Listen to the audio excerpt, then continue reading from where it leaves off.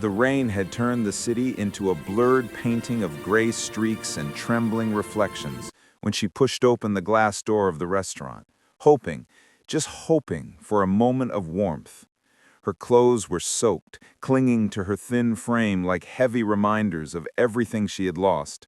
And as she stepped inside, dozens of eyes turned toward her with the same cold judgment she had grown used to. The murmur of conversations dipped, the clattering of cutlery slowed, and in that suspended silence, she realized that even here, among warm lights and familiar smells, she did not belong. One table after another shifted away, people whispering, narrowing their eyes, pretending to check their phones or menus so they wouldn't have to acknowledge her. She stood there trembling, a soaked stranger in a world that wanted to push her further out. She had been turned away from many places today, but somehow this moment felt like the final crack. That was the moment her legs weakened, her breath caught, and her hope slipped. Until, unexpectedly, someone stood up. Before we continue, if you believe in kindness, in second chances, in those small moments where one human heart saves another, please like, comment, share, and subscribe to the channel. Your support helps us spread stories that matter. Her name was Alina. 3 months ago, she wouldn't have imagined standing helplessly in a restaurant, drenched, shaking, while strangers looked at her with suspicion. She wouldn't have imagined being jobless, homeless, and wandering the streets with nothing but a small, worn-out bag that carried what little remained of her life. She had once been the kind of woman who planned everything, her future, her mornings, her coffee order, and she had been proud of the neat structure of her world. She never thought she'd lose it all after one single tragedy. But that was how life had unfolded, quickly, cruelly, and without warning. Her mother's sudden passing had left her devastated, and the medical bills that followed had shoved her deeper into debt than she could climb. She had tried to work harder, take on multiple jobs, fight her way through grief and responsibilities, but the world has a way of overwhelming the ones who are already barely surviving. Step by step, she had watched everything collapse until she found herself alone, with nowhere to go. Now, as the restaurant door closed behind her, and the warmth of the place contrasted painfully with her shivering bones, all she wanted was to sit, just sit. She didn't expect charity. She didn't expect sympathy. She didn't expect a miracle. She only hoped for a moment of rest. But no one wanted her near. Someone wrinkled their nose as she passed. Another shifted their chair away dramatically, and yet another pretended to call someone, using the fake conversation as a shield of avoidance. The staff exchanged awkward, uncomfortable glances, uncertain whether to ask her to leave or pretend not to see her.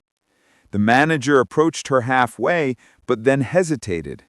He looked at the customers' faces, then back at her, and stepped away, signaling silently that she was not welcome. It was humiliation layered on top of exhaustion, and that combination finally became too heavy for her chest to carry. Just when she thought she should turn around and walk back into the pouring rain, she heard a chair scrape gently the floor. A man stood up from a corner table, not hurried, not out of pity, but with quiet resolve, and walked toward her. He was carrying his own chair, his steps calm but purposeful, cutting through the thick silence of judgment that had filled the room. He placed the chair behind her, dusted it slightly despite it being perfectly clean, and nodded to her with a warmth she had not felt in months. It wasn't dramatic, it wasn't loud, it wasn't the stuff of movie scenes. It was simple. But sometimes simple gestures hit hardest. His name was Saad. He had been sitting there alone with a half-finished cup of tea and an untouched plate of food, looking like a man who was lost in his own thoughts. He didn't care about the stares around him, didn't worry about judgments, and didn't hesitate for even a second.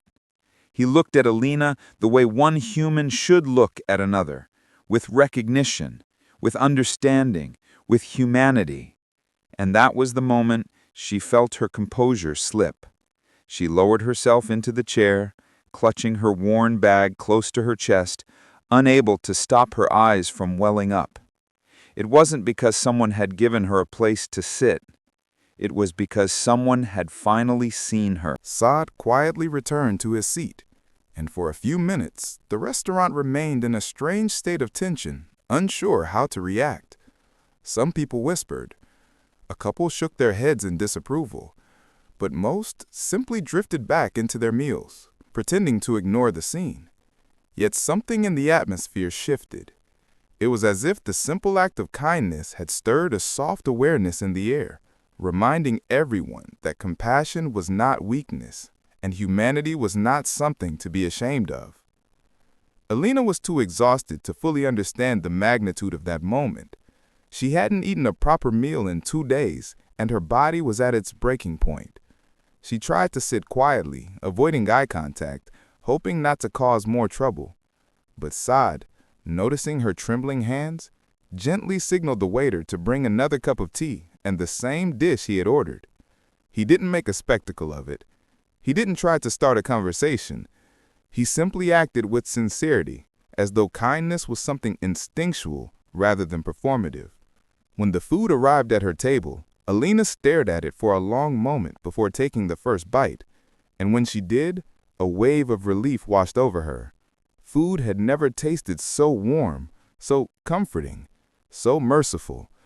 As she ate slowly, tears slipped down her cheeks, not loud, not dramatic, but just soft, tired tears that carried months of pain. The rain outside continued to fall in heavy sheets, but inside, something gentle was unfolding. Saad watched her silently from across the room, not wanting to intrude on her fragile moment of healing. The waiter and manager began to soften too. Their eyes, once hesitant, now carried a quiet remorse for how quickly they had judged her. The customer's stares faded, and for the first time in a long time, Alina felt invisible in the best possible way, not because people were ignoring her suffering, but because no one was pushing her away anymore. She finished the meal, her body grateful for the nourishment, and she sat quietly with her hands wrapped around the warm teacup, holding on to that tiny symbol of comfort. Memories from her old life drifted through her mind, days when she had walked into cafes without being noticed, when waiters smiled politely, when people didn't avoid her. Back then, she never imagined how fragile normalcy was. Now, she understood. Saad finally stood up and walked toward her table again. She looked up at him with uncertainty, unsure what he expected or needed from her. But he simply nodded again, a gesture filled with reassurance, and motioned toward the exit, as though asking whether she needed help getting home. The problem was, she no longer had one. She wasn't ready to explain that, though. She wasn't ready for anyone to know how deeply she had fallen. She muttered something soft, trying to hide her reality, but Saad seemed to understand anyway. He didn't press. He didn't ask questions. Instead, he took off his jacket, a warm, thick one, and placed it on the back of her chair, gently pushing it closer to her. The gesture was simple, but in that moment, it felt like someone had handed her a lifeline. She hesitated before taking it, but the warmth of the fabric called to her trembling hands. She slipped it on slowly, and when she did, she felt the weight of kindness settle around her shoulders like a blanket she had forgotten existed. She wanted to thank him, but the words were stuck somewhere between gratitude and disbelief. Saad gave her one quiet smile, the kind that didn't need words, and walked away into the rain, leaving her with warmth, literal and emotional, and a feeling she hadn't felt in months, that she mattered. That single moment changed everything. Not instantly, not magically, but it shifted something in her heart, something she had feared she had lost forever. Hope. In the following days, she clung to that moment as a reminder that the world still had gentle people in it.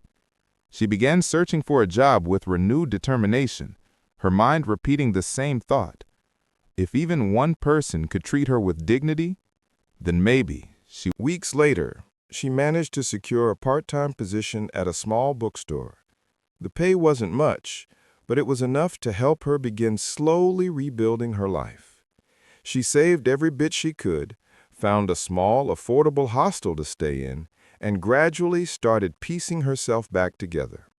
Every night, she would sit on her narrow bed, wearing the jacket Saad had given her, whispering quiet prayers for the stranger who had offered her kindness when no one else did. Months passed, and life slowly began to change. With her savings, she moved into a shared apartment. She began working extra shifts, making plans again, trusting time again. She donated her old clothes, helped the homeless when she could, and always remembered that simple moment in the restaurant whenever she saw someone struggling. Kindness, she realized, doesn't have to be grand. It just has to be real. One day, nearly a year after that rain-soaked evening, she spotted a familiar man sitting alone in a cafe.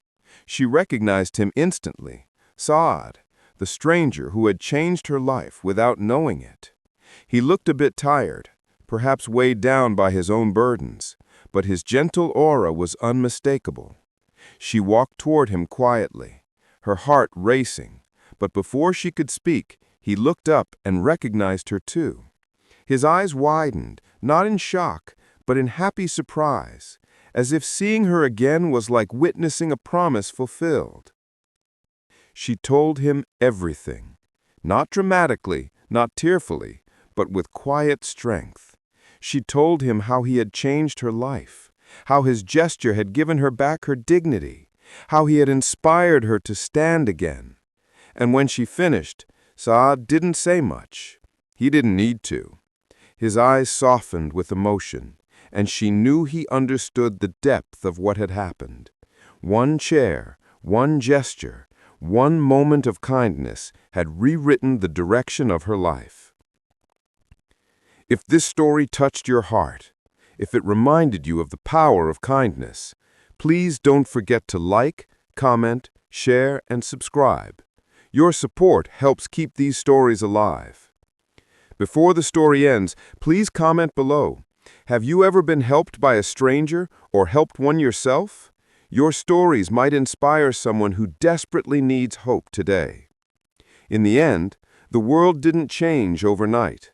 People didn't suddenly become kinder or gentler.